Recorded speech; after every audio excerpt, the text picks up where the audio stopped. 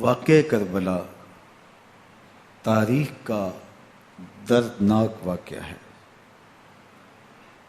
یہ اقتدار کی جنگ نہیں تھی، اقدار کی جنگ تھی۔ دو شخصیتوں کی لڑائی نہیں تھی، دو نظریات کا ٹکراؤ تھا۔ یہ حق اور باطل کا معرکہ تھا۔ یزید ظلم کا استعارہ ہے، حسین ابن علی امن کی علامت ہے۔ یزید جبر کا پتلا ہے، حسین صبر کا پیکر ہے۔ یزید اپنی بدطینت فطرت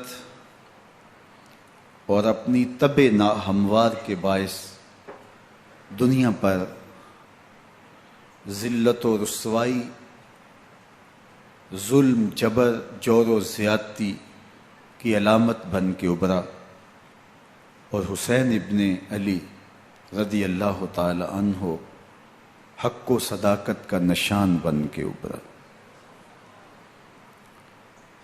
کربلا کے تپتے ہوئے ریگزار میں حسینی اور یزیدی دو کردار سامنے آتے ہیں۔ اقبال نے کہا تھا، موسیٰ و فرعون و شبیر و یزید، این دو قوت از حیات آید پدید، زندہ حق از قوت شبیری است، باطل آخر داغ حسرت میری است، سرخ رو عشق غیور از خون او، شوخی ای مصرع از مضمون او، تا قیامت قطع استبداد کر، موج خون او چمن ایجاد کر۔ یزید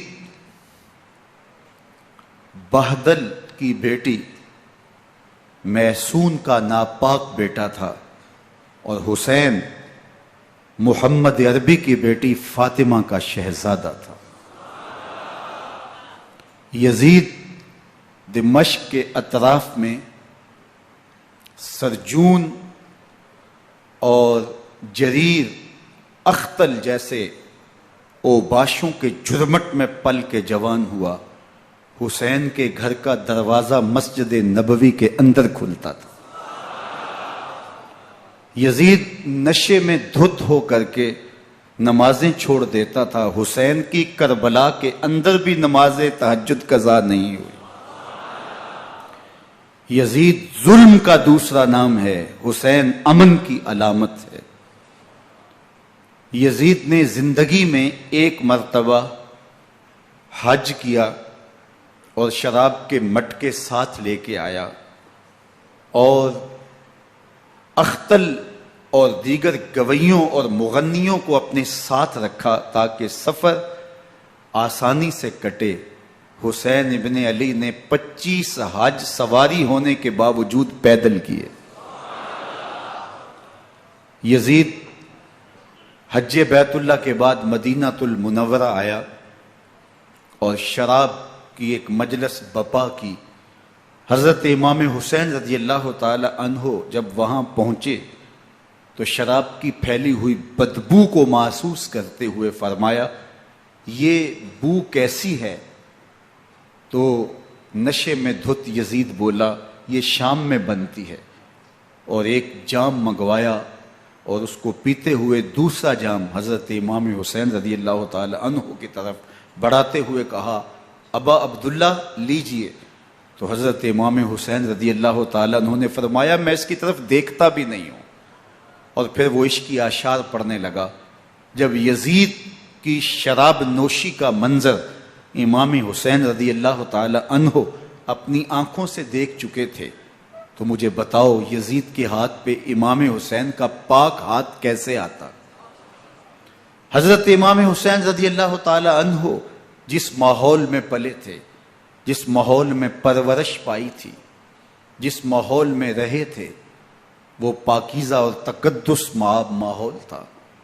اور یزید کبھی اطراف دمشق میں، کبھی غوطہ میں، کبھی الخضرہ محل میں، اور کبھی کہاں داد عیش دیتا رہا اور لہو و لعب کے اندر مصروف رہا، اور اس کی زندگی ان چیزوں سے عبارت تھی. وہ محرمات کو حلال قرار دیتا، شراب نوشی اس کی ہڈیوں میں رچی ہوئی تھی، اور شریعت بیضا کا مذاق اڑایا کرتا. اور حسین ابن علی رضی اللہ تعالی عنہ کی دوستیاں جن لوگوں سے تھی وہ عبداللہ ابن عباس تھے، عبداللہ ابن عمر تھے، حضرت عبد الرحمن بن ابو بکر رضی اللہ تعالی عنہ تھے. یزید تو جوا کھیلتا رہا، یزید تو قمار بازی کرتا رہا، یزید تو شراب نوشی کرتا رہا، اور حسین ابن علی مسجد نبوی کے ممبر میں حضور کے پہلوؤں میں بیٹھتے رہے. زمانے نے وہ منظر دیکھا کہ سرخ رنگ کے جوڑے پہنے ہوئے حسنین کریمین حجرہ فاطمہ سے نکلتے ہیں. کم عمری کی وجہ سے کبھی گرتے ہیں کبھی سنبھلتے ہیں، اور آقا کریم خطبہ ارشاد کر رہے ہیں، خطبہ چھوڑ کے حضور نے شہزادوں کو اٹھا لیا. وہ منظر بھی زمانے نے دیکھا. حضرت عبداللہ بن شداد کہتے ہیں کہ حضور سجدے میں تھے اور سجدہ اتنا طویل ہو گیا، ہمیں لگا یا تو وحی کا نزول ہو رہا ہے یا پھر اللہ کا حکم آ گیا اور اللہ کے محبوب کی روح قبض کر لی گئی. لیکن میں نے جب نظریں اٹھا کے ننکیوں سے دیکھا تو کیا منظر تھا کہ حسین ابن علی حضور کی پشت پہ بیٹھے ہوئے اور میرے آقا سجدے کو طول دے رہے ہیں. اللہ اکبر. حسین کے لیے پیغمبر کے سجدوں کو طول دیا جا رہا ہے. حسین ابن علی کبھی ممبر پہ حضور کی اطراف میں بیٹھتے ہیں. وہ منظر بھی دنیا نے دیکھا کہ حضور کے مبارک کندھوں پر حسین ابن علی بیٹھے ہیں اور حضور کی زلفوں کو پکڑا ہوا ہے. تو حضرت عمر رضی اللہ تعالیٰ عنہ دیکھ کے کہتے ہیں واہ واہ کیسی سواری میسر آئی حسین ابن علی کو. تو میرے آقا مسکرا کے کہتے ہیں عمر سواری دیکھتے ہو سوار بھی تو دیکھو. اللہ اکبر. حضرت اسامہ بن زید بن حارثہ رضی اللہ تعالیٰ عنہ فرماتے ہیں رات کا ایک پہر گزر گیا اور مجھے حضور سے کوئی کام تھا. میں آقا کریم کی خدمت میں حاضر ہوا، در دولت پہ دستک دی. حضور تشریف لائے تو چادر اوڑی تھی، بکل کی ہوئی تھی میرے حضور نے. تو میں نے اپنی حاجت کہی تو حضور نے میری حاجت پوری کر دی. لیکن ایک منظر میں نے دیکھا کہ حضور نے جو چادر کی بکل فرمائی تھی اس کے اطراف میں پہلوؤں میں ابھار تھے جس طرح اندر کوئی ہو. مجھ سے نہ رہا گیا، میں نے پوچھ لیا. میں نے کہا بندہ نواز چادر کے اندر کیا ہے؟ فکاشفہ. تو حضور نے چادر کو کھول دیا. فائز الحسن والحسین علی ورکہ. تو کہتے ہیں میں نے اپنی آنکھوں سے دیکھا ایک پہلو سے امام حسین لپٹے ہوئے تھے، ایک پہلو سے امام حسن لپٹے ہوئے تھے. فرمایا یہ میرے بیٹے ہیں، یہ میری بیٹی کے بیٹے ہیں. اے اللہ میں ان سے پیار کرتا ہوں، تو بھی ان سے پیار کر، جو ان سے پیار کرے اس سے بھی پیار کر.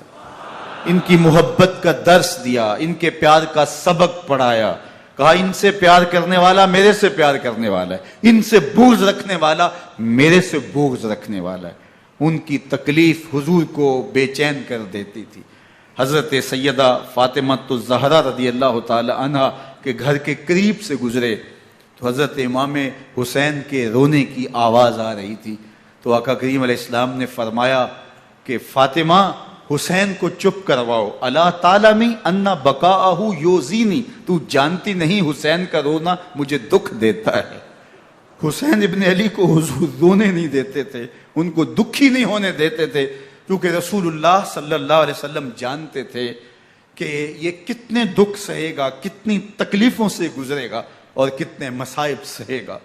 زمانے نے وہ گھڑیاں بھی دیکھیں کہ حضرت حذیفہ بن یمان رضی اللہ تعالیٰ عنہ فرماتے ہیں کہ میں حضور کی خدمت میں نماز مغرب کی ادائیگی کے لیے حاضر ہوا، اور میں نے یہ اجازت خاص طور پہ اپنی ماں سے اس شرط پہ لی تھی کہ امی آپ مجھے اجازت دیں، میں حضور کی خدمت میں حاضر ہوتا ہوں، مغرب کی نماز بھی ادا کروں گا اور پھر حضور سے عرض کروں گا حضور میرے لیے اور میری ماں کے لیے بخشش کی دعا کر دیجئے.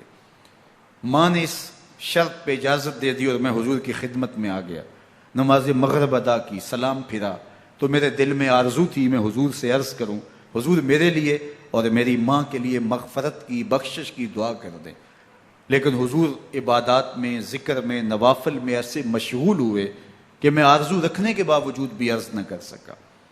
خیر نماز عشاء کا وقت ہوا اذان پکاری گئی، حضور مصلی پہ آئے، نماز پڑھی، سلام پھرا، تو میرے دل میں پھر خیال آیا کہ ماں سے ایک نماز کی چھٹی لی تھی، نمازیں بھی 2 ہو گئیں، ماں نے جاتے پوچھنا ہے حضور سے میرے لیے اور اپنے لیے مغفرت کی بخشش کی دعا کروائی تھی، تو کیا جواب دوں گا؟ اور حضور اٹھے اور کاشانہ اقدس کی طرف چل دیے۔ اب میرے دل میں یہ خیال رہ کے آ رہا تھا کہ ماں کو کیا جواب دوں گا، میں تو حضور سے بخشش و مغفرت کی دعا کروا ہی نہیں سکا۔ جب حضور چل پڑے تو غیر ارادی طور پہ میں بھی حضور کے پیچھے چل پڑا۔ چلنے میں تھوڑی سی رفتار تیز ہو گئی جس سے قدموں کی آہٹ پیدا ہوئی، تو جب آواز پیدا ہوئی تو حضور نے رخ پھیرے بغیر فرمایا من ھذا، میرے پیچھے پیچھے کون آ رہا ہے؟ پھر خود ہی کہا حذیفہ تو نہیں؟ تو میرا دل دھڑک رہا تھا، قلت نعم، میں نے کہا جی حضور میں حذیفہ ہوں۔ فرمایا ما حاجتک غفر اللہ لک ولامک، کیا کام ہے؟ اللہ تجھے بھی بخش دے، تیری ماں کو بھی بخش دے۔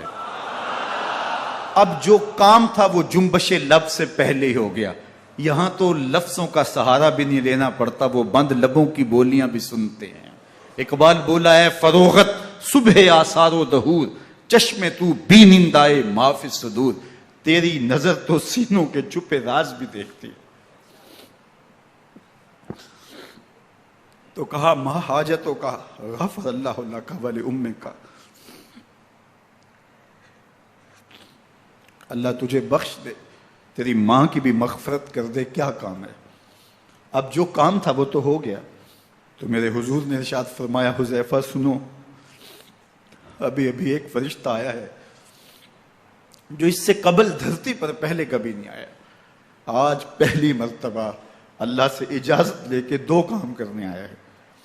ایک تو مجھے سلام کرنے آیا ہے اور دوسرا خوشخبری دینے آیا ہے کہ آپ کی بیٹی فاطمہ جنتی عورتوں کی سردار ہے اور حسن اور حسین جنتی جوانوں کے سردار۔ ایک طرف یزید ناپاک محسون کا پلیت بیٹا، اور ایک طرف محمد عربی کا نواسا، فاطمہ کے دودھ کا اثر، علی المرتضیٰ کے خون کی تاثیر، رسول اللہ صلی اللہ علیہ وسلم کے کندھوں پہ بیٹھنے والا۔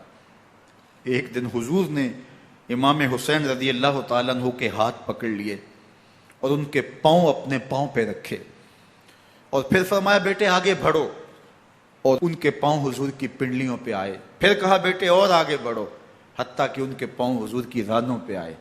پھر فرمایا بیٹا اور آگے بڑھو، تو ان کے پاؤں حضور کے مبارک بطن اقدس پہ آئے۔ پھر بازوؤں کو کھینچ کے اپنے قریب کیا اور حسین ابن علی کے منہ میں اپنی زبان رکھ دی، اور وہ اس طرح چوس رہے تھے جس طرح کھجور چوسی جاتی ہے۔ تو اللہ کے محبوب علیہ السلام نے حسین ابن علی کو اپنی زبان کا لعاب دہن دے کر کے، وہ شیر رحمت دے کر کے، وہ کوثر و تسلیم سے پاکیزہ تر آب رحمت عطا کر کے ان کی ہمیشہ کے لیے پیاس بجھا دی، تاکہ کل کربلا کے تپتے ہوئے ریگزار میں حسین ابن علی کو پیاس کی شدت تنگ نہ کرے اور پائے استقلال میں لغزش نہ آنے پائے۔ ان نازوں سے پالے ہوئے حسین کو، ان محبتوں سے پالے ہوئے حسین ابن علی کو امتحان بھی اتنے بڑے درپیش تھے۔ یاری تیری سونا پر ازمیشہ تیریاں اگ، سونا پرکھیا جامدہ ہے نال اگاں دے لگ۔ جتنا بڑا شخص ہوتا ہے اتنی آزمائشیں بھی بڑی ہوتی ہیں۔ پیغمبر رحمت کی آغوش میں کھیلنے والا، حجرہ فاطمہ کا جانشین، مصلی رسول کا وارث، منبر رسول صلی اللہ علیہ وآلہ وسلم پر حضور کے مبارک پہلو اور گود میں بیٹھنے والا حسین، حضور کی زبان چوسنے والا حسین، حضور کے کندھوں پہ سواری کرنے والا حسین، آقا کریم علیہ الصلوۃ والسلام کے مبارک سجدے کی حالت کے اندر حضور کی پشت پہ کھیلنے والا حسین، جس حسین کا دروازہ مسجد نبوی کے اندر کھلتا تھا اور یزید کی کرتوتوں کے چشم دید گواہ تھے۔ یزید جب تخت نشین ہوتا ہے تو اسے یہ فکر ہوتی ہے کہ امام حسین، عبداللہ بن زبیر، عبداللہ بن عمر، عبداللہ ابن عباس یہ میری بیعت کریں، اور وہ ولید بن عقبہ کو لکھتا ہے کہ ہر صورت میں ان کی بیعت لو، اور اگر بیعت نہ دیں تو سختی کرو۔ حضرت امام حسین رضی اللہ تعالی عنہ کو بلاوا آتا ہے کہ آپ کو دارالامارت میں گورنر ہاؤس میں بلایا جا رہا ہے، ولید بن عقبہ کا پیغام آپ کو پہنچتا ہے۔ آپ اس وقت فرماتے ہیں کہ اس وقت جو پیغام پہنچا ہے وہ کسی خطرے سے خالی نہیں ہے، تو کچھ سواروں کو ساتھ لیا، کہا تم دارالامارت کے باہر کھڑے رہنا، اگر میری آواز بلند ہوئی تو اندر آ جانا، ورنہ تم انتظار کرنا۔ آپ اندر گئے۔ ولید بن عقبہ نے مروان کو بھی بلایا تھا۔ مروان بن حکم یہ گورنر مدینہ ولید سے پہلے رہ چکا ہے، تو اس نے مشورہ دیا کہ سختی کی جائے۔ خیر ولید بن عقبہ نے کہا کہ یہ خط ہے، حضرت امیر معاویہ کا انتقال ہو گیا اور یزید تخت نشین ہوا ہے، لہٰذا وہ آپ سے بیعت کا مطالبہ کرتا ہے۔ تو حضرت امام حسین رضی اللہ تعالیٰ عنہ نے فرمایا کہ میرے جیسا شخص یوں چھپ کے بیعت نہیں کر سکتا، اور آپ واپس پلٹے۔ مروان بن حکم نے ولید بن عقبہ کو کہا کہ یہ موقع ہے جانے نہ دیا جائے، اگر یہ نکل گئے تو دوبارہ تم قابو نہیں پا سکو گے اور انہیں یہیں قتل کر دیا جائے۔ حضرت امام حسین رضی اللہ تعالیٰ عنہ نے یہ بات سن لی۔ کہتے ہیں حضرت امام حسین انہی قدموں کے بل واپس پلٹے اور مروان بن حکم سے مخاطب ہو کے کہا، مروان کیا بول رہا ہے؟ وہ خاموش ہو گیا۔ فرمایا تو جانتا نہیں ہم کون ہیں؟ آنا حسین ابن علی ابن ابی طالب، میں حسین ہوں، میں علی کا بیٹا ہوں، ہمارے گھر میں قرآن اترتا رہا ہے، وحی کا نزول ہوتا رہا ہے، اور یزید فاسق ہے، فاجر ہے، مسلمانوں کا قاتل ہے اور شرابی ہے، میں ڈنکے کی چوٹ پہ یزید کی بیعت سے انکار کرتا ہوں۔ بس حیدری کچھار سے محمدی شیر نکل آیا ہے۔ اب اوسان خطا ہو گئے، راستہ چھوڑ دیا، واپس آئے، سیدہ زینب سے ملے، کہا مدینے کو چھوڑنا پڑے گا۔ کہا بھیا کیا ہوا؟ کہا یزید بیعت لینے پہ مصر ہے اور میں کسی صورت بھی بیعت نہیں کروں گا۔ رسول اللہ کا مدینہ ہمارے خون سے لالہ زار بنے گا، میں نہیں چاہتا کہ حضور کے شہر نور کی حرمت پامال ہو۔ دوستو وہ کیسا منظر ہوگا جب حسین ابن علی نے آخری حاضری حضور کے روضے پہ دی ہوگی۔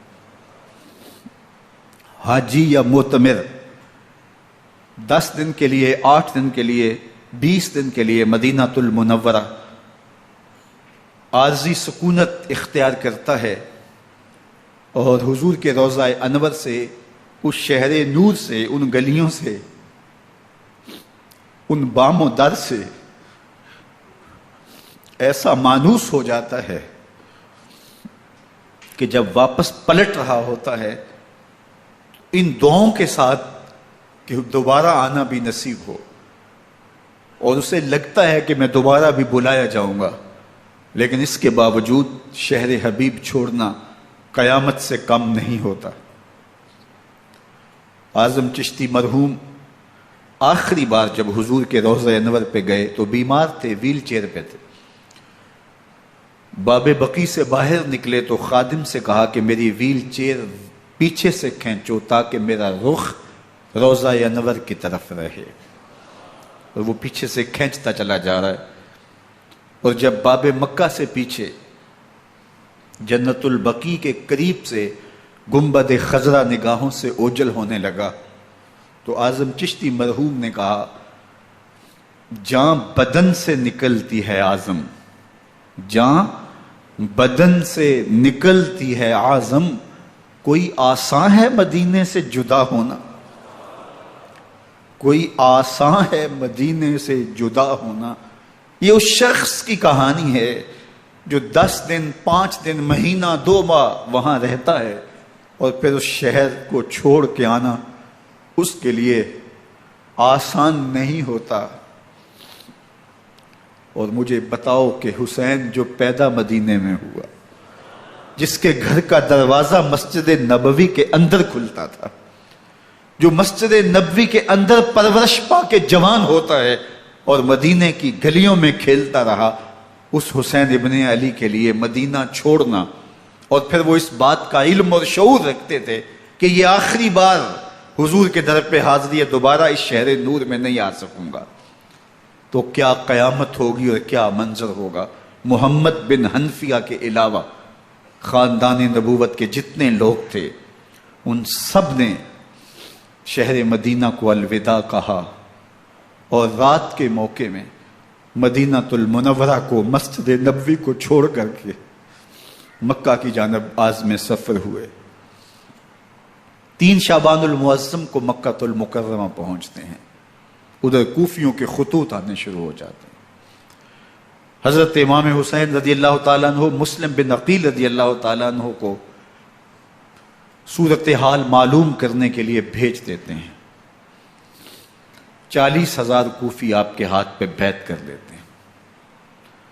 ادھر 25 پیدل حج کرنے والے حضرت امام حسین 8 ذی الحج کو احرام باندھتے ہیں، لیکن آپ کو پتہ چلتا ہے کہ حاجیوں کے روپ میں قاتل چھپا دیے گئے، تو آپ اس احرام کو حج کی بجائے عمرے میں بدلتے ہیں اور کوفے کی جانب عازم سفر ہوتے ہیں۔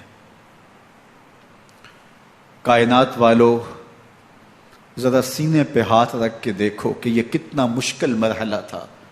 اس دین کی آبرو کو بچانے کے لیے حضرت امام حسین رضی اللہ تعالیٰ عنہ نے کتنا بڑا قدم اٹھایا۔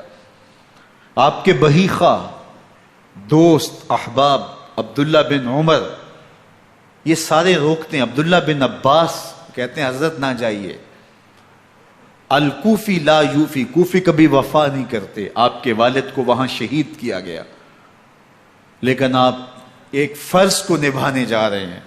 میرے غم گسارو، میرے مہربانوں، نہ روکو مجھ کو جانے دو، مجھے نانے کے دی کی ڈوبتی کشتی بچانے دو، میں جاتا ہوں کہ دنیا پر وفا کا نام رہ جائے، میں رہوں نہ رہوں پر عظمت اسلام رہ جائے۔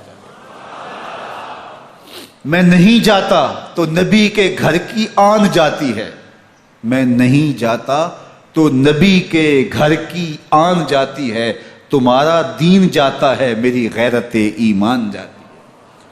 حضرت امام حسین یہاں سے چلتے ہیں، ابھی راستے میں ہی پہنچتے ہیں کہ یہ خبر آتی ہے کہ کوفے والوں نے بے وفائی کر دی، حضرت مسلم بن عقیل رضی اللہ تعالیٰ عنہ کو شہید کر دیا گیا، نعمان بن بشیر معزول کر دیے گئے، ابن مرجانہ ابن زیاد وہاں متعین کر دیا گیا جو سخت گیر شخص تھا، اور اس نے لوگوں کو ڈرایا، دھمکایا، اور کوفے کے لوگوں کے دل بدل گئے اور وہ بیتیں توڑنے لگے۔ وہ منظر مسجد کوفہ کا کتنا دلگداز تھا، جب امام نماز کے لیے کھڑے ہوئے تو 40,000 لوگ آپ کے پیچھے تھا۔ جب سلام پھیرا اور امام نے دیکھا کہ پیچھے لوگ نہیں ہیں، پھر لوگوں نے اپنے دروازے بھی بند کر لیے۔ رات کی تنہائیاں ہیں اور حضرت مسلم بن عقیل کو کوئی پناہ دینے والا نہیں ہے، لوگوں نے دروازے بند کر لیے کہ کہیں ہمارے گھر میں نہ آ جائیں اور ہم مشقت اور حکومتی تشدد کا شکار نہ ہوں۔ کتنا دردناک لمحہ ہے حضرت مسلم بن عقیل رضی اللہ تعالیٰ عنہ پہ، اور پھر حضرت مسلم بن عقیل بے دردی سے شہید کر دیے جاتے ہیں۔ آپ ابھی راستے میں ہیں، یہ ساری کہانی پہنچتی ہے کہ حضرت مسلم شہید کر دیے گئے اور بے دردی سے شہید کر دیے گئے۔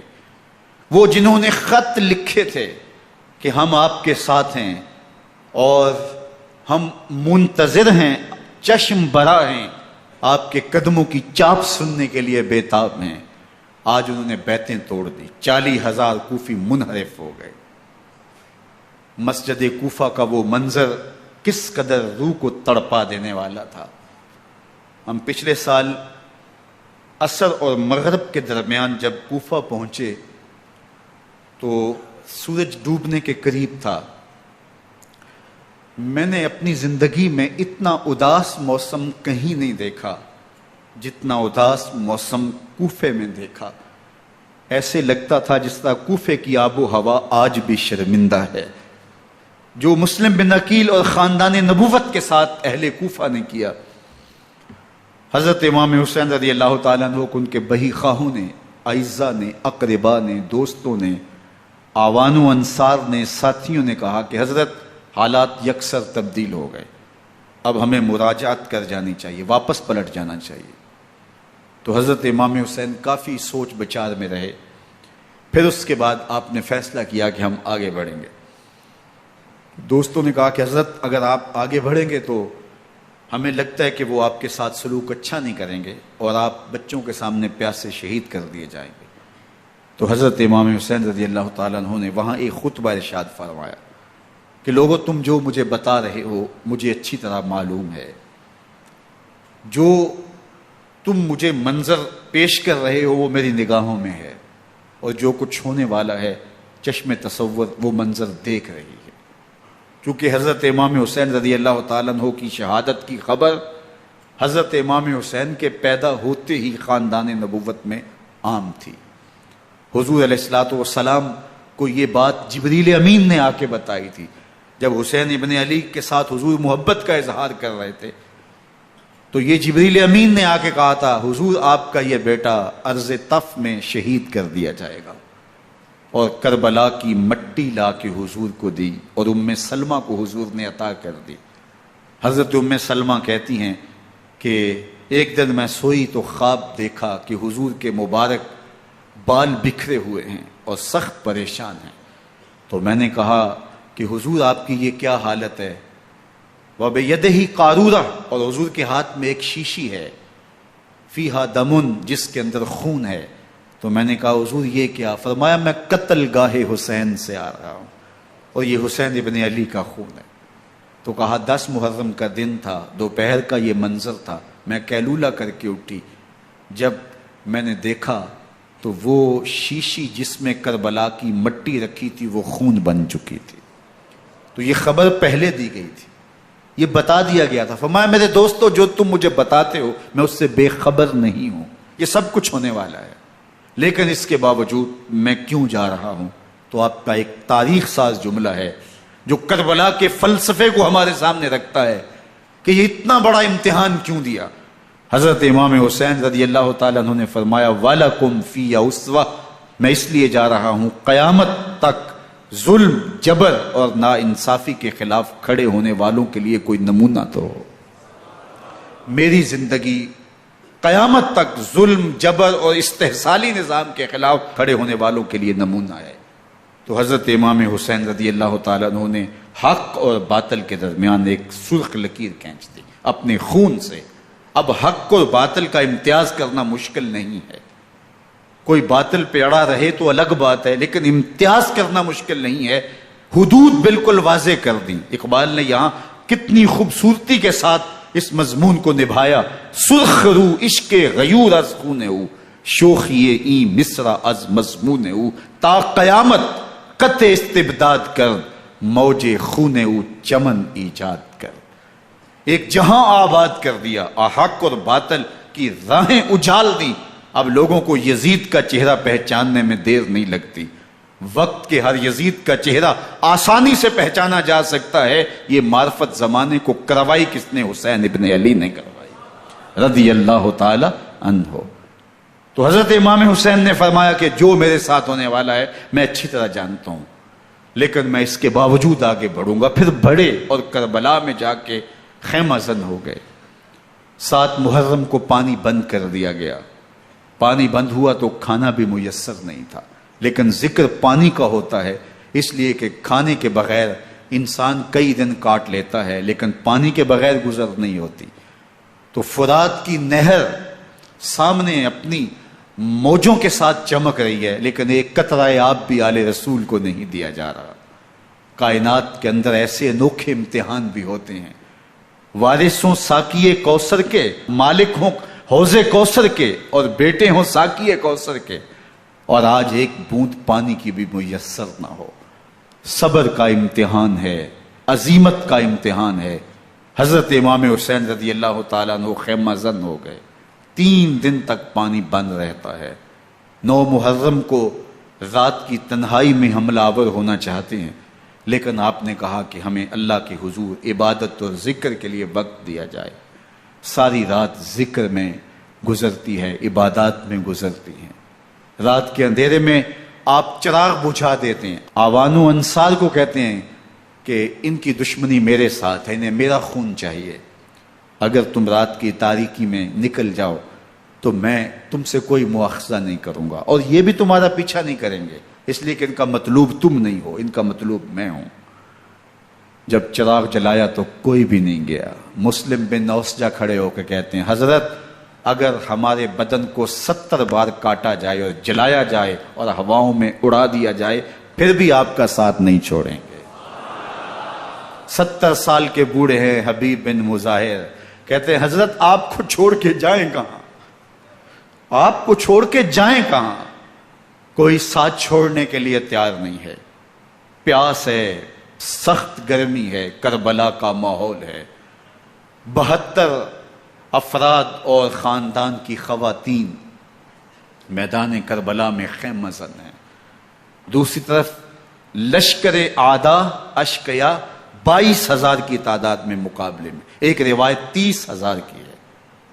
ان صرف 72 پیاسے لوگوں کے لیے اتنے لوگوں کو جمع کرنے کا مقصد خوف زدہ کرنا تھا۔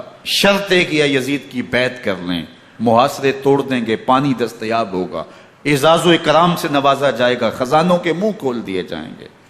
لیکن حسین ابن علی کہتے تھے سب کچھ لٹ جائے گا، باطل کے ہاتھ پہ ہاتھ نہیں رکھوں گا۔ اللہ اکبر۔ اب صبح طلوع ہوتی ہے، عاشور کا دن چڑھتا ہے، سورج اپنی پوری تمازت کے ساتھ گرمی برسا رہا ہے۔ آج خاندان نبوت کا امتحان زمانے نے دیکھنا ہے۔ رسول اللہ کا لعاب چوسنے والا اس کے صبر کا آج امتحان ہے، حضور کے کندھوں پہ کھیلنے والے حسین کا آج امتحان ہے۔ اللہ اکبر۔ حسین ابن علی تمام حجت کرتے ہیں میں نے تمہارا کچھ نہیں بگاڑا، میں نے کسی کا خون نہیں کیا، میں نے کوئی زیادتی نہیں کی، تم کیوں میرے قتل کے در پہ ہو؟ تم جانتے نہیں میں کون ہوں؟ میں تمہارے نبی کا نواسا ہوں، رسول اللہ صلی اللہ علیہ وآلہ وسلم کے کندھوں پہ کھیلتا رہا ہوں، حضور کا لعاب چوستا رہا ہوں، اور میں بوسہ گاہے رسول صلی اللہ علیہ وآلہ وسلم ہوں۔ لیکن ان اشقیاء کے دل پر کوئی چیز اثر انداز نہیں ہوتی۔ ایک ہور ہے، اللہ اس کے دل میں نرمی ڈالتا ہے۔ پہلے تو امام حسین کو گھیر کے لے کر کے آتا ہے، لیکن بعد میں وہ قافلہ یزید سے قافلہ حسین کی طرف آ جاتا ہے۔ امام حسین فرماتے تو دنیا میں بھی ہور ہے، آخرت میں بھی ہور ہے، آزادی مل جاتی ہے۔ باقی 22,000 کا لشکر جرار امام حسین کے قتل کے در پہ ہے۔ پھر تاریخ نے خاندان نبوت کا وہ انوکھا امتحان دیکھا۔ حضرت امام حسین کے بچے بالخصوص خواتین پیاس کی شدت میں حلق خشک ہے۔ حضرت سکینہ تڑپ کے اپنے باپ سے کہتی ہیں کہ مجھے 6 ماہ کے لیے اصغر کی پیاس نہیں دیکھی جا رہی۔ بچے کو ہاتھوں پہ اٹھاتے ہیں اور نہر فرات کے کنارے پہنچ کے فرماتے ہیں اشقیاء سے مخاطب ہو کے تمہارا معاملہ میرے ساتھ ہے، اس 6 ماہ کے بچے نے تمہارا کچھ نہیں بگاڑا، اور چلو بھر کے اس کا حلق سیراب کرنا چاہتے ہیں۔ ایک 2 شاخہ تیر آتا ہے جو حضرت علی اصغر کے گلے کو چیر دیتا ہے۔ راوی لکھتے ہیں کہ وہ عام تیر نہیں تھا، جانوروں کو شکار کرنے کے لیے جو بڑے تیر ہوتے ہیں وہ 2 شاخہ تیر تھا۔ وہ گردن کو کاٹ دیتا ہے، خون بہنے لگتا ہے، گردن لٹک جاتی ہے۔ حضرت امام حسین وہ بہتا ہوا خون اپنے چلو میں لیتے ہیں اور آسمان کی طرف اچھال کے کہتے ہیں مالک حسین کی یہ قربانی بھی قبول فرما۔ یہ تماشا لبے بام نہیں ہے۔ بچہ بیمار ہو، ڈاکٹر جواب دے دیں، ماں باپ کے ہاتھ پھول جاتے ہیں، زندگی کی سانسیں ابھی چل رہی ہوتی ہیں، لیکن ڈاکٹر کہے کہ یہ میرے بس کا روگ نہیں ہے، کہیں اور لے جاؤ، تو زندگی کا لف و نشر غیر مرتب ہو جاتا ہے۔ میں سلام پیش نہ کروں حسین ابن علی کو، 6 ماہ کا علی اصغر ہاتھوں میں دم توڑتا ہے، گردن لٹک جاتی ہے، خون بہ رہا ہے۔ اب خیموں کی طرف بڑھ رہے ہیں لیکن زبان پہ شکایت نہیں ہے، کہتے ہیں مالک حسین کی یہ قربانی قبول کر لے۔ اب خیموں کی طرف آنا، شہر بانوں ام رباب سیدہ زینب حضرت سکینہ سلام اللہ علیہا کا سامنا کوئی آسان کام نہیں تھا، لیکن حسین ابن علی آتے ہیں، شہزادے کو یہاں خیموں کے قریب رکھ کے کہتے ہیں کہ یہ حوض کوثر سے سیراب ہو گیا ہے۔ اللہ اکبر، کوہرام مچ جاتا ہے خیموں کے اندر، کیا منظر ہوگا، اور ان کو کن الفاظ کے پیرائے میں ڈھال کر کے ان کیفیات کو بیان کیا جا سکتا ہے جو اہل بیت کے خیموں کے اندر علی اصغر کی شہادت کے بعد کا منظر رقم ہو رہا ہوگا۔ اللہ اکبر، ادھر اشکیا آوازیں دے رہے ہیں، مبارزت کے لیے پکار رہے ہیں۔ زمانے نے پھر وہ منظر بھی دیکھا کہ جوان بیٹے کو 18 سال کی کمائی حضرت امام حسین میدان عمل میں بھیج رہے ہیں۔ وہ علی اکبر جو حسین کا نور نظر ہے، آنکھوں کا قرار ہے، دل کی تسکین ہے۔ اور پھر حضرت علی اکبر جب گھوڑے کی زین سے فرش زمین پہ گرتے ہیں تو باپ کو آواز دیتے ہیں، اور حضرت امام حسین جو ہے وہ آگے جا کے بیٹے کی لاش اٹھاتے ہیں۔ اللہ اکبر، 18 سال کے بیٹے کی لاش کو کندھوں پہ اٹھا کے خیموں تک لاتے ہیں اور ہاتھ پھیلا کے کہتے ہیں مالک حسین کی یہ قربانی بھی قبول فرما۔ کبھی قاسم بن حسن کی لاش اٹھا کے لاتے ہیں، کبھی اون و محمد کی لاشیں اٹھا کے لاتے ہیں، بتیجوں کی، بھانجوں کی، بھائی عباس کے کٹے ہوئے بازو اور زخموں سے چھدا ہوا لاشا۔ کیا کیا قیامتیں تھیں جو اس کربلا کے ایک میدان کے اندر نہیں توڑی گئیں۔ حضرت امام حسین پر دکھ پہ دکھ، تکلیفوں پہ تکلیفیں، اب 71 لاشیں اٹھا کے خیموں تک پہنچا چکے، اور ادھر مبارزت کی دعوت دی جا رہی، آؤ میدان عمل میں آؤ، اب دیر کیوں کر رہے ہو۔ رسول اللہ کا حرم، رسول اللہ کی شہزادیاں جو نازوں میں پلی تھیں، وہ کلیاں جو شبنم کا بوجھ بھی گوارا نہیں کر سکتی تھی، آج مصیبتوں کے پہاڑ ٹوٹ گئے۔ حضرت امام حسین کبھی شہربانوں کو، کبھی ام رباب کو دلاسا دیتے ہیں، کبھی حضرت زینب کو کہتے ہیں۔ حضرت زینب کربلا کے اس میدان کے اندر بڑے حوصلے کے ساتھ اپنے بھائی کے ساتھ کھڑی رہی، اپنے 2 بیٹے راہ خدا میں پیش کیے، ان کی لاشیں وصول کی، لیکن زینب جس جرأت کے ساتھ، جس پامردی کے ساتھ اس سارے منظر کو حوصلے کے ساتھ سہتی رہی، وہ یقیناً حوصلہ سیدہ زینب سلام اللہ علیہا کا ہی ہے۔ لیکن یہ وہ منظر تھا کہ زینب کا دل بھی ڈول گیا جب حسین ابن علی گھوڑے پہ بیٹھنے لگے، اور ان کو گھوڑے میں بٹھانے والا کوئی نہیں تھا، اور جو بھی سوار جاتا پھر واپس اس کی لاش ہی آتی اور حسین ابن علی لے کے آتے۔ آج حسین ابن علی جا رہے ہیں، زندگی کا سارا سرمایہ لٹ رہا ہے، حضرت زینب سلام اللہ علیہا سنبھل نہیں رہی۔ حضرت امام رضی اللہ تعالیٰ عنہ اٹھے اور آپ نے حضرت زینب کو صبر کی تلقین کی اور کہا کہ صبر ہی بہترین ذریعہ ہے اور اللہ کی قربت کا ایک بہترین سبب ہے، اور ان کو صبر کی تلقین کرتے ہوئے فرمایا کہ میرے بعد تم نے اس ذمہ داری کو سنبھالنا ہے، اور ان مخدرات اسلام کی، ان شہزادیوں کے پردے کی تم نے حفاظت کرنی ہے۔ اور پھر گھوڑے کی زین کس کے امام حسین لشکر اشکیا کی طرف بڑھتے ہیں۔ اب خیموں سے سسکیوں کی آواز آ رہی ہے، ان کا سردار، ان کا تاجدار آج سب کو چھوڑ کے کربلا کے میدان کی طرف بڑھ رہا ہے۔ جرم کیا کیا، قصور کیا کیا، اس نے کیا زیادتی کی کہ آج نیزوں اور انیوں کے مقابلے میں 22,000 کا لشکر حضرت امام حسین پہ ٹوٹ پڑتا ہے۔ آپ پھر تمام حجت کرتے ہیں میں نے کسی کو قتل نہیں کیا، خون ناحق نہیں بہایا، میرے خون کے درپے کیوں ہو، اپنی آخرت کیوں برباد کرتے ہو، تم جانتے نہیں میں کون ہوں، میں تمہارے نبی کا نواسا ہوں۔ لیکن ابن زیاد کہتا ہے مقابلے میں آؤ۔ پھر حضرت امام حسین رضی اللہ تعالیٰ عنہ مقابلے میں آتے ہیں، اور جب گھوڑے کو ایڑ لگا کے دشمن اشقیاء پہ ٹوٹتے ہیں تو پھر ایسا منظر ہوتا ہے کہ وہ بھیڑ بکریوں کی طرح آگے بھاگتے ہیں۔ 71 زخم کلیجے پہ لیے شجاعت کا یہ پیکر جب میدان میں آتا ہے، آواز آتی ہے یہ کون ذی وقار ہے، بلا کا شاہ سوار ہے، لباس ہے پھٹا ہوا غبار سے اٹا ہوا، تمام جسم نازنی چتا ہوا کٹا ہوا، یہ نبی کا نور عین ہے، یہ بالیقین حسین ہے، یہ حسین ابن علی ہے رضی اللہ تعالیٰ عنہ۔ پھر چاند بادلوں میں گھر جاتا ہے، شامی ہنڈے تیر برساتے ہیں، تلواروں سے آپ کے بدن پر ضربیں لگاتے ہیں اور نیزوں سے آپ کے بدن کو پرو دیتے ہیں۔ جب آپ کا پیراہن بعد میں اتارا گیا تو آپ کے پیراہن میں 122 سوراخ تیروں کے تھے، 33 زخم تلواروں کے اور 34 گھاؤ نیزوں کے تھے۔ جب گھوڑے کی زین سے فرش زمین پر آئے، بدن چھلنی تھا، زخم زخم سے خون بہ رہا تھا، 3 دن کا پیاسا حسین، اللہ اکبر، بدن زخموں سے چور، 71 لاشیں کلیجے پہ لیے، مخدرات اسلام کے پردے کا خیال دل میں الگ ہے، لیکن گھوڑے کی زین سے جب فرش زمین پہ امام حسین آتے ہیں، زبان پہ ہائے نہیں، نالا و شیون نہیں، چیخ و پکار نہیں، آتے ہی پیشانی سجدے میں رکھتے ہیں اور پکارتے ہیں اللہم ردن بقضائک وصبرن علی بلائک تسلیما لامرک سبحان ربی العالی۔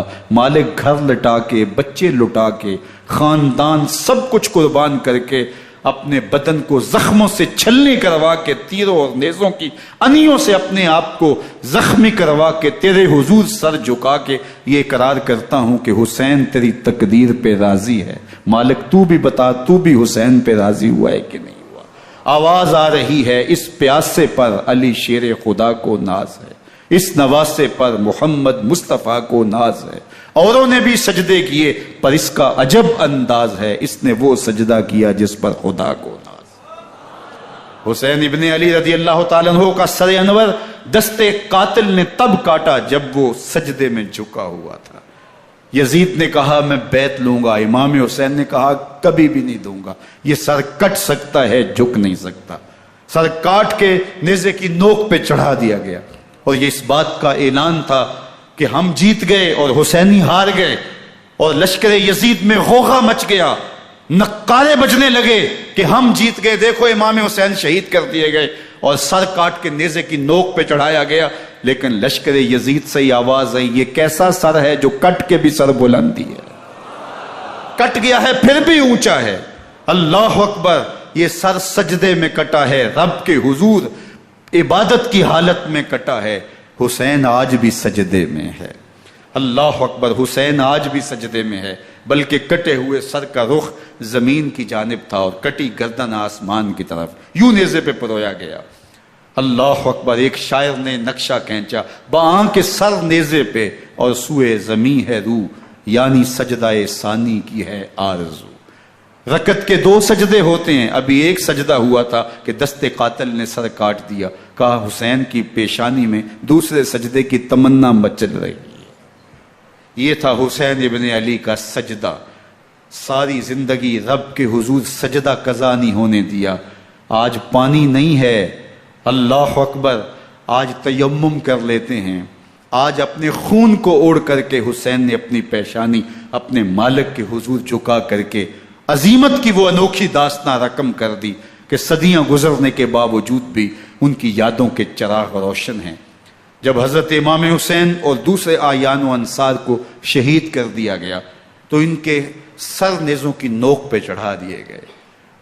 حضرت امام حسین کا کٹا ہوا سر اور باقی 71 افراد کے کٹے ہوئے سر نیزوں کی نوک پہ، اور 10 سواروں کو ابن سعد نے کہا کہ ان کو رون دو، اور گھوڑوں کی ٹاپوں تلے حضرت امام حسین رضی اللہ تعالیٰ عنہ اور ان کے آوان و انصار کو جو ہے وہ روندا گیا، حتیٰ کہ ان کی استخوان مبارک، ان کی ہڈیاں بھی چور چور ہو گئیں۔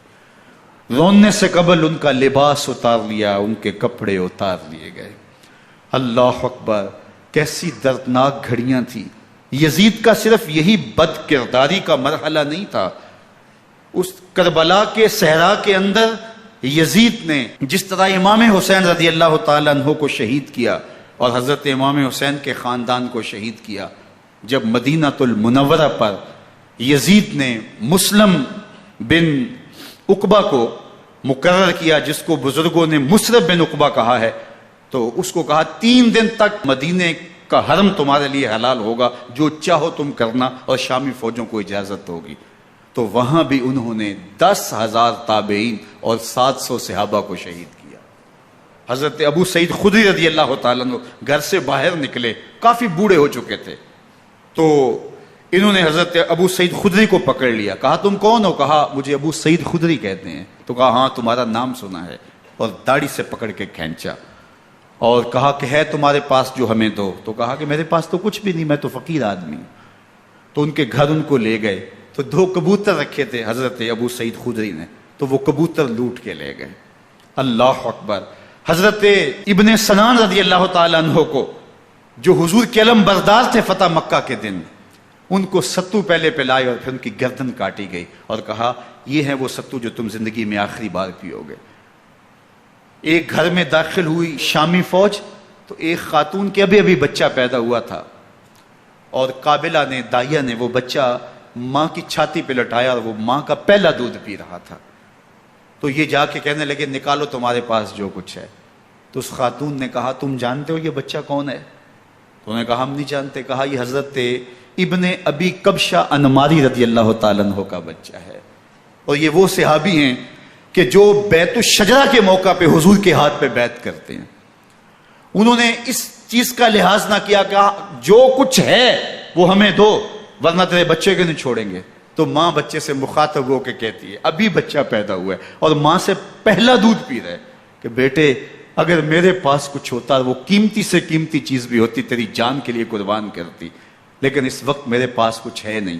تو ایک شکی آگے بڑھا اور بچے کو ایک ٹانگ سے پکڑ کے کھینچ کے دیوار کے ساتھ پٹک کے مارا، جس سے دماغ کا بھیجا نکل گیا۔ کیا کیا زیادتیاں نہیں کی۔ 700 صحابہ حرہ کے واقعہ میں شہید کیے یزید نے، اور 10,000 تابعین شہید کیے۔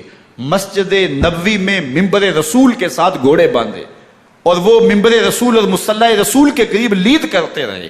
حضرت سعید عبد المسیب فرماتے ہیں میں نابینا تھا اور حضور کے روضہ انور کے پاس بیٹھا تھا، اور یزید کے سپاہی آتے، جو بھی مسجد میں نظر آتا پکڑ کے لے جاتے، مجھے نابینا سمجھ کے چھوڑ دیتے، لیکن میں پریشان تھا کہ ظہر کا وقت ہوگا، عصر کا وقت ہوگا، مغرب عشاء کا وقت ہوگا، نہ اذان، نہ اقامت، نہ جماعت، تو کیسے مجھے پتہ چلے گا کہ نماز کا وقت ہو گیا، اور کیسی میری نمازوں کا کیا بنے گا؟ میں اس فکر میں بیٹھا تھا۔ لم ازل اسمع الاذان والاقامت من قبر رسول اللہ صلی اللہ علیہ وآلہ وسلم۔ فرماتے ہیں جب بھی پھر نماز کا وقت آیا، گنبد خضرا سے اذان کی بھی آواز آئی، اقامت کی بھی آواز آئی۔ 3 دن تک مسجد نبوی کے اندر گھوڑے بندے رہے، اور مدینہ کی حرمت پامال کی۔ مدینہ کے گھروں کے اندر یہ بدکماش داخل ہوئے، اور جو بدکاریاں انہوں نے کی، کلیجہ منہ کو آتا ہے۔ 1002 شیزائیں ان بدکاروں کی بدکاریوں کی وجہ سے کنواری حالت کے اندر حاملہ ہوئی۔ 3 دن تک مدینہ کا حرم انہوں نے پامال کیا، اور پھر مکہ المکرمہ میں کعبہ اللہ پر گولے برسائے، اور کعبہ کا غلاف جل گیا۔ وہ تو یزید مر گیا، اور حضرت عبداللہ ابن زبیر رضی اللہ تعالیٰ عنہ نے اپنی خلافت کا اعلان کیا۔ یزید کے یہ کرتوت تھے، ادھر اہل مدینہ کو ستایا، ادھر اہل مکہ کو ستایا، اور رسول اللہ صلی اللہ علیہ وسلم کے خانوادے کی بے حرمتی اور توہین کی۔ نہ صرف انہیں قتل کیا گیا، ان کی لاشوں پہ گھوڑے دوڑائے۔ ابن سعد اور شمر جو ہے وہ خیموں میں داخل ہوا، اور مخدرات اسلام کی چادریں چھیننے کی کوشش کی۔ حضرت زینب سلام اللہ علیہ نے مخاطب ہو کے کہا ہمارے چہرے کے رکھوالے چلے گئے ہیں، ظالم تو خیال نہیں کرتا ہم رسول اللہ کی بیٹیاں ہیں۔ حضرت شہربانو، حضرت زین العابدین اور حضرت زینب سلام اللہ علیہ، ان تینوں کو ایک اونٹ پہ باندھا گیا، اور باقی اونٹوں پہ باقی سادات کو، حضور کی شہزادیوں کو باندھا گیا، رسیوں میں جکڑا گیا، اور اونٹوں پہ باندھ کر کے کوفے کی جانب آگے آگے شہیدوں کے سر چل رہے ہیں، اور پیچھے یہ قافلہ چل رہا ہے۔ اور جب یہ قافلہ وہاں سے گزرا جہاں لاشیں پڑی تھی، امام زین العابدین 14 سال کے تھے اور بیمار تھے، اور ان کا حوصلہ نہ ہوا، وہاں غشی ان کے اوپر آنے لگی، اور وہ منظر ابن کثیر نے، باقی لوگوں سب نے لکھا ہے کہ پھر جب ان کی یہ حالت ہوئی تو پھر سیدہ زینب سلام اللہ علیہ، جنہوں نے ابھی تک بڑے حوصلے کے ساتھ ساری مشکلات کا مقابلہ کیا تھا، اب ان کے بندن ٹوٹ گئے اور آنکھوں سے آنسو بہنے لگے، اور سیدہ زینب نے امام حسین رضی اللہ تعالیٰ عنہ کی لاش پہ کھڑے ہو کے، اور وہ روندی ہوئی لاش، ٹوٹی ہوئی ہڈیاں، اور وہ بریحاں بدن، کٹا ہوا سر نیزے کی نوک پہ، اور لاش یہ پڑی ہے، تو حضرت سیدہ زینب نے مدینے کی طرف منہ کر کے جو ہے وہ حضور سے فریاد کی، یا محمد آہو، یا محمد آہو، ھذا حسین بالآراء مزمل بالدماء، یا محمد آہو بناتوں کا سبایا۔ یا رسول اللہ، اے پیارے آقا، یا جد آہو، اے ہمارے نانا محترم، یہ دیکھیے آپ کا حسین پڑا ہوا ہے، بدن سے کپڑے اتار لیے گئے، خاک ہوائیں اڑا رہی ہیں، اور اس کے اوپر چادر جو ہے وہ مٹی کی پڑ گئی ہے۔ حضور آپ کی اولاد کاٹ دی گئی، اور پھر کہا بناتوں کا سبایا، حضور دیکھیے آپ کی بیٹیوں کے ہاتھ باندھ دیے گئے ہیں، اونٹوں پہ کس دیا گیا ہے، سر شہیدہ آگے آگے چل رہے ہیں، اور حضرت سیدنا امام حسین کا آگے آگے سر ہے۔ راستے کے اندر ایک جگہ آئی، رات گزری اور ان کو اتارا گیا۔ رات کا موقع تھا، ایک خاتون آئی اور اس نے کوئی کھانا پیش کیا ان کو، اور کہا کہ میں کسی زمانے میں حضرت سیدہ فاطمہ تو زہرا کی نوکری کیا کرتی تھی، ان کی لونڈی تھی، ان کی کنیز تھی، اور آج مجھے پتا چلا کہ آپ لوگ گزر رہے ہیں، تو میں نے کہا کہ میں اپنی مخدومہ کے خاندان کی خدمت کروں۔ اور پھر اس نے کہا کہ اس وقت سیدہ کی گود میں ایک 6-7 ماہ کی بچی تھی جس کو زینب کہا کرتے تھے، تو سیدہ زینب نے کہا کہ اماں اگر پہچانتی ہو تو وہ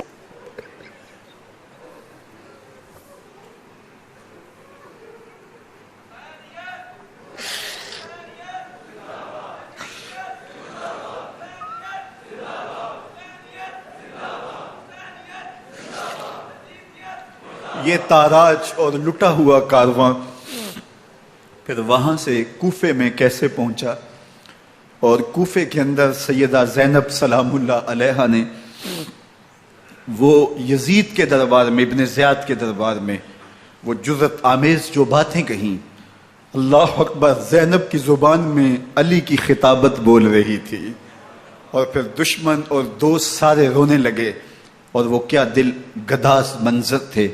اور پھر یہ سروں کا قافلہ اور سادات کرام کا مشکیں کسی ہوئی ہیں اور اونٹوں پہ باندھے ہوئے، ان کو وہاں سے پھر قادسیہ، اور قادسیہ سے پھر دمشق یزید کے دربار میں پہنچایا گیا، اور وہاں سے یہ لٹے ہوئے خانمہ برباد تاراج لوگ مدینہ المنورہ میں کیسے پہنچے، اور اہل مدینہ نے کیسے استقبال کیا، اور وہ منظر کتنا دلگداز تھا جب اہل مدینہ زینب سے پوچھتے تھے زینب حسین کہاں ہے؟